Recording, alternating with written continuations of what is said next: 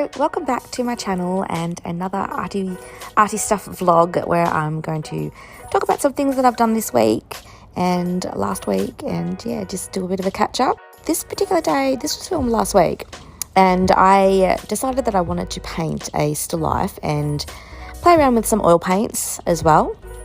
And so I know this is quite random because I generally don't paint in oil paint, but sometimes I have bursts of, enthusiasm where I feel like I want to have a bit of a go at pulling out my oil paints again, just, for something different. I really like the texture of oil paint and the creaminess that you can get.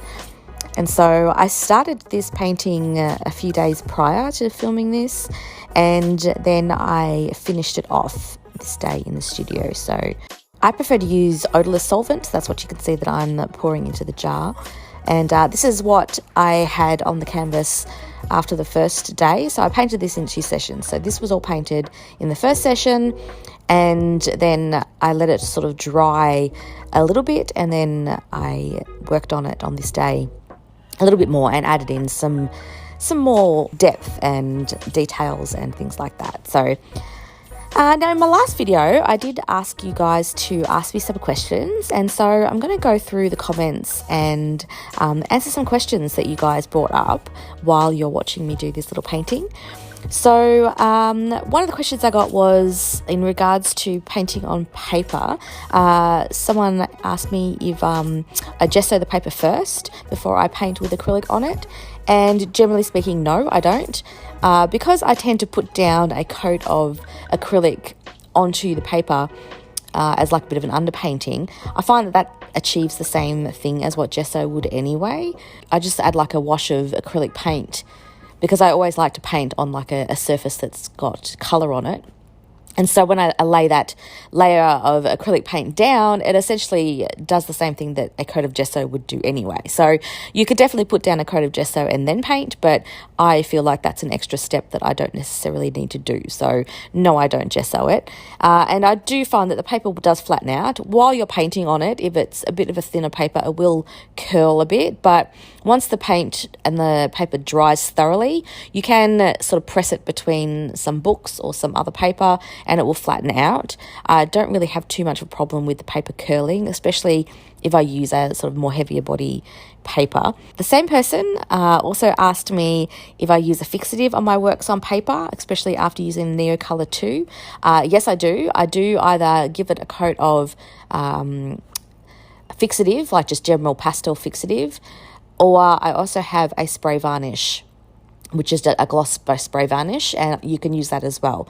I don't have a particular brand that I prefer. I don't even know what brand the one is that I use, but you can do that to fix, obviously any sort of pastels and things that you use. But generally speaking, most artworks in fact, all artworks on paper should be framed behind glass. So they don't need to be fixed to the point where they're not going to smudge, because if they're framed behind glass, you're not going to be able to touch them to smudge them anyway. So I don't really worry about it, too much. When I do give it a coat of fixative, it's really just a light coat to get them, through the framing process without too much trouble. But yeah, that's all you really need to do. You don't need to go too crazy with it. Another question here I've got was my favourite medium to work with. I don't actually use mediums with my acrylic paint at all. I only ever use water. I find that it's easier just to use water. The most I sort of want to do in regards to changing the texture of the acrylic paint is to make it a bit more watery and a bit looser. So I just add water to it until it's at a consistency that I'm happy with, and then I just use that to paint. So I don't add mediums or extenders or anything like that to my paint. Also asked what my favourite subject is to paint. I always come back naturally to landscapes. I loved landscapes. I've painted landscapes for majority of my, painting career, really. So I always come back to landscapes. I find that they're really, really versatile, and you can capture so much atmosphere and interest and colour and detail with landscapes. But that being said, I go through tangents where I will paint different subject matters just, to stretch myself, to try something different, and I'll just get an urge to do something different every now and then as well. So I'll explore things like, still lifes and birds and portraits But yeah, I don't really think about it too much. You know, I think about what I feel like painting, and I just paint that. So I don't really think too much about that. She also asked another question in regards to advice for artists who want to go full time. This is an interesting question because I think it does have a lot to do with personal circumstances. I have been a full-time artist since 2014, and prior to being a full-time artist, I was a part-time photographer. I had my own photography business. And so I've always worked for myself. I've always been self-employed, and I've always been really self-motivated to promote and work under my own terms. So because of that, I've always had the flexibility to kind of work around family and sort of make it fit into my lifestyle. But I know that that's not always the case for everyone.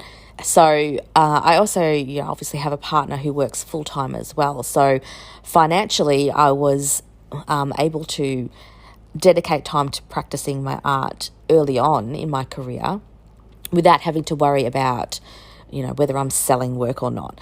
So it's a lot of artists do have secondary jobs. It's not, just because you have to work, on weekends or work, somewhere else during the week and then do art at another time, that doesn't make you any less of an artist.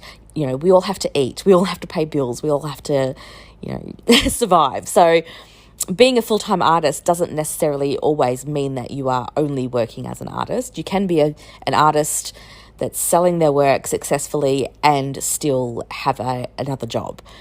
So just keep that in mind.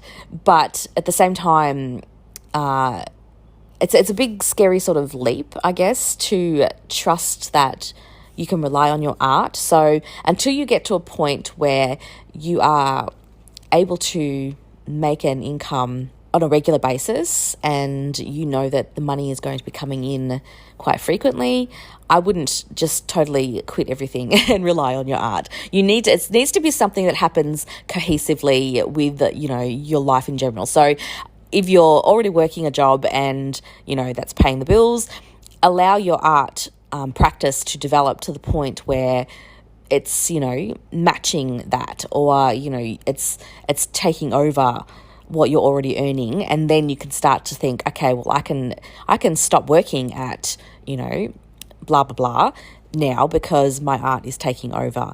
Another really good a good way of thinking about it as well is building up some passive incomes for your art before you commit to having it as a full-time job. So at the moment, for example, I have a lot of income streams that come in that I live off with my art. So for example, obviously I sell my original artworks.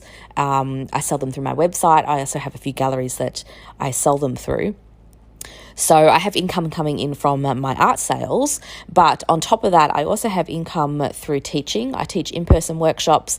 I have Skillshare workshops available and online workshops.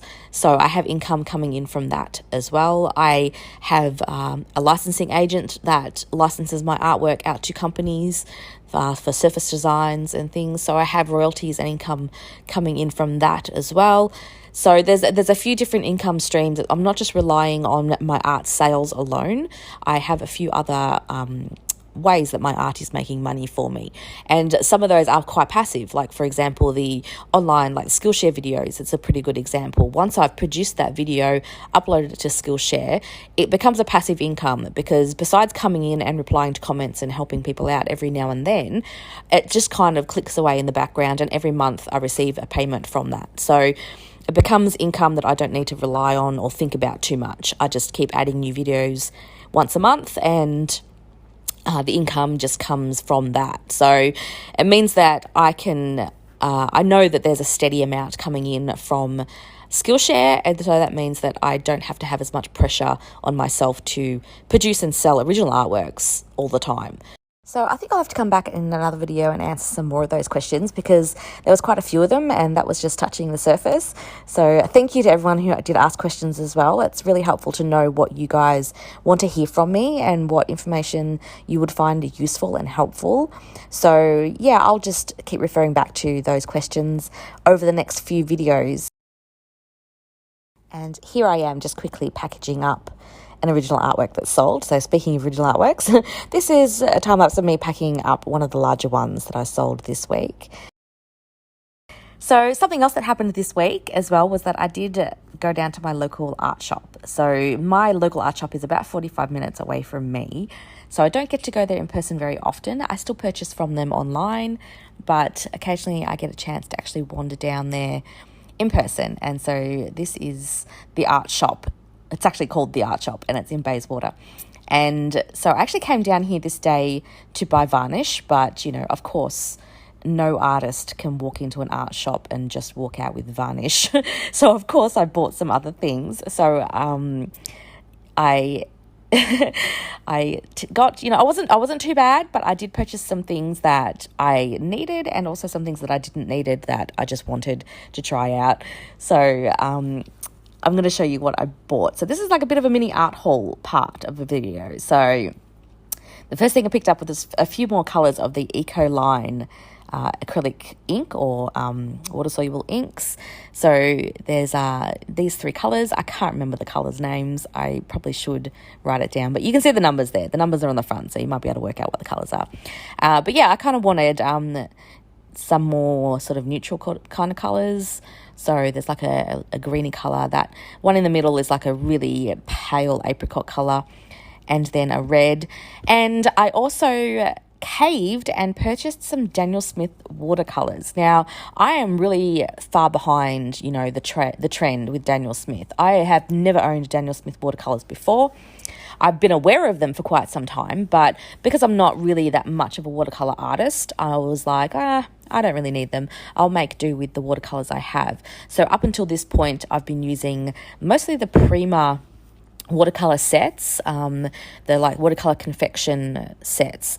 So I decided to try some of these out, and I went for colours that I wouldn't normally choose. You can see one of the tubes there, I couldn't get the lid off, and so when I was trying to get the lid off, the bottom of the tube actually started leaking paint, and so I ended up just putting it into a pan. So ignore the mess that's over there. But I wanted to choose some colours that I wouldn't normally go for straight off the bat. So colours that I normally would choose would be quite vibrant primaries, such as phthalo blue, magenta, cadmium yellow. But I kind of wanted to try something a bit different and go for some colours that are a little out of my comfort zone in regards to, you know, colour palettes. So I went for some really nice sort of stormy grey colours, and yeah, you can see that's like a nickel azo yellow, which is that really bright yellow.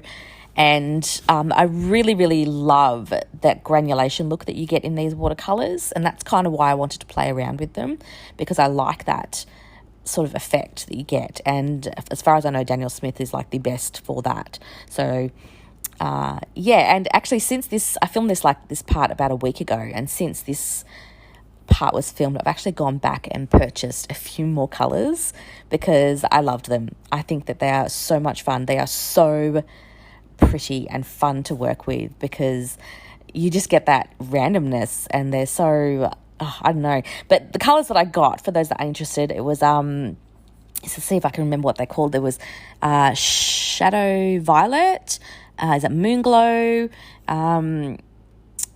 What's that one? The next one's some kind of red. Then there was Australian Red Sienna, I think it is, and the Nickel.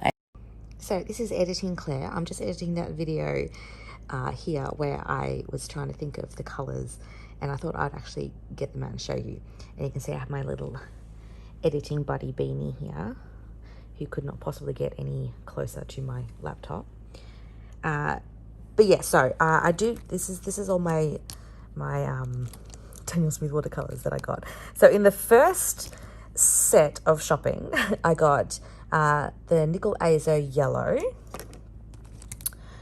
Moonglow. That was the other one, not Moonstone. It was Moonglow. I got that. I got the Piedmont Genuine, which is like a reddish brown. Shadow Violet. And let's see if I can find the one that exploded. Where's that gone? Ah, here it is. This was the one that exploded. Yeah, as I was like, I think someone must have opened up the top of it at the shop, and then it's, you know how when you open them up that a little bit of paint comes out? And so I think they must have done that and then put the lid back on again, and then it was dried and I couldn't get the lid off. And so the process of like trying to squeeze the lid off, it ended up coming out like a random hole in the bottom. So anyway, this one is the rich green gold. That was the other color that I got. So this is what I got on this trip to the shop.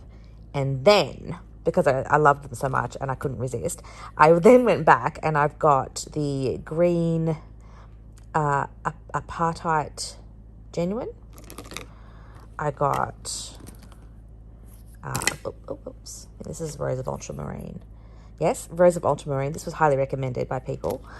I also got Aussie Red Gold. Oh, actually, the Aussie Red Gold was in the first stash, sorry. I got that with the first bunch. So, yeah, Aussie Red Gold. I went back and I got the Cobalt Teal Blue. I also went back and purchased, there was another one here. What one was that? There it is. I also went back and purchased the Cascade Green again, because this was highly recommended. So yeah, so I ended up, I'm like, as you can see, my stash has grown since I filmed this video that I'm editing.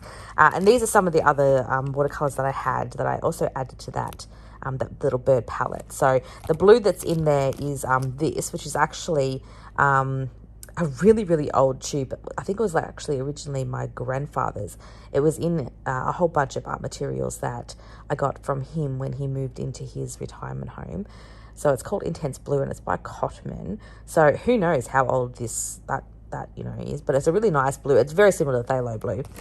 And also this was another one, the Van Dyke Brown that I put into my palette as well. So just to add it up. And I also, yes, Permanent Lizard Crimson, Winsor & Newton. I added that to my palette as well, so that's in there as well. So this was the initial swatches that I did of the colours that were in the palette, and then I, of course, went back and purchased more. So yeah.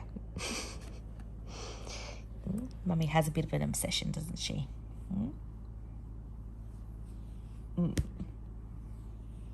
Such a good helper. Anyway, sorry for the interruption. Back to the editing. So yellow.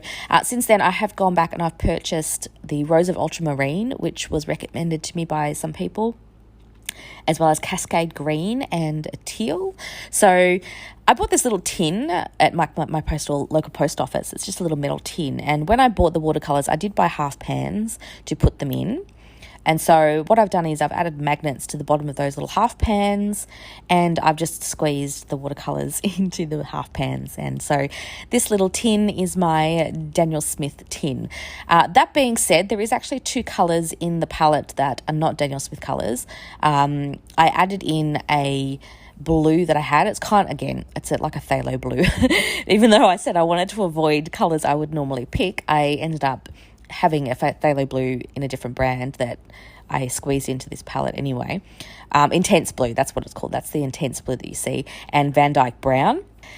Anyway, I also purchased some more of these Winsor & Newton Pro Marker watercolours, which I talked about in another video. I had one of these that I got in a sketch box set, and I really liked it. It was like a burnt umber, I think. And so I did go and buy another set of these. This was actually like a packaged set. I didn't buy these individually. These came in a group.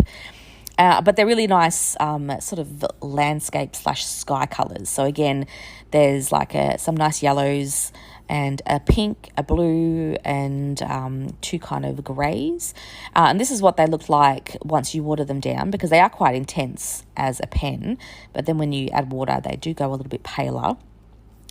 Yeah, so I think I think I did film the colours. Yeah, there we go. So we've got Payne's Grey. This one is Indigo, which is a really, really strong colour. Cerulean Blue Hue. I think the pinky one, this is a beautiful colour, is Pale Rose. It's a very subtle colour. Then we have Cadmium Orange Hue. And I'm pretty sure the last one is Raw Sienna, yeah. So I have this set too to add to the sienna colour. I think it was a burnt sienna that I already have. So I really like using those as well. I bought some Matisse paints while I was there. These are just some paints, the colours that I go through quite often. I needed to replace them because I'd nearly run out. So we have Midnight Blue, my favourite Phthalo Blue, and of course Titanium White, because I am always using Titanium White. So they're the size jars that I tend to get. And I also picked up some more oil pastels. These are the Stellinia oil pastels. I just picked out some random colours. I already have a set of 20 of these that I've had for a while, but I needed some more variety in colours, so I purchased a few. I just went through the list of colours and purchased some that I needed to replace. So yeah, I really love these oil pastels. Out of all the oil pastels that I've used in the past, I find that these are the nicest. They are really creamy, really pigmented. They blend really nicely when you draw with them. They're not too waxy, like they're actually really soft, and so you don't have to push very hard in order to get them to work on paper. Oh yeah, I kind of forgot about these. I bought these as well. These actually came from an online shop, and I haven't actually had a chance to use them yet, but they're like sort of spatula-y type of things. They almost look like baking spatulas, but they're not. They're actually painting, and they're by the Catalyst brand. So yeah, I did that, and this is actually some footage from the newest Skillshare class that I have made. So speaking of Skillshare class, which I mentioned earlier, in this class, I decided to do a class that focused a lot more on how to do sort of expressive brush strokes and how to actually paint brush strokes, because when I'm teaching in-person classes, I do have a lot of people ask me how to apply the paint with the brush, especially beginners. They're like, okay, well, what sort of brush strokes should I be doing? And so I filmed this class and talked a lot about expressive brushstrokes and how to paint without blending or overcorrecting or making everything too perfect. So this is just acrylic on paper, and I kind of go through the process in the class about sketching this really loose still life, building up the layers of paint, and then I do also use some of the pastels that I purchased, the oil pastels, on top to create a bit more of a looser effect with the paint. So yeah, this was a really fun class to film, and you can find it on Skillshare. There'll be a link in the description to my Skillshare page with all of my videos on it, and yeah, you should be able to find that there and some of the other videos. But yeah, I sort of really wanted to demonstrate mostly how to create in like a more of an expressive way, because I find that that's something that a lot of people do struggle with, especially people that tend to paint a lot more realistically, and they want to loosen up and paint in a more expressive way, but they just don't really know how to do it. And although I do make it quite easy, I make it look quite easy, it does take a lot of practice. Like, you need to be able to sort of relax and let go of your preconceived ideas of making everything nice and smooth and blended. Like I go through a lot in this class about not actually blending the colors at all. So you just put down paint and you just leave it, and then you put down another layer of paint and just leave it. There's no blending in between. So hopefully some people would find that really helpful and interesting. And if you do, then head to Skillshare. If you're not a member of Skillshare, I'll also have this up on a Teachable website, so you can just purchase just this workshop without having to purchase all the other workshops or have a membership. You just buy it as a one-off workshop. So I will have that available as well.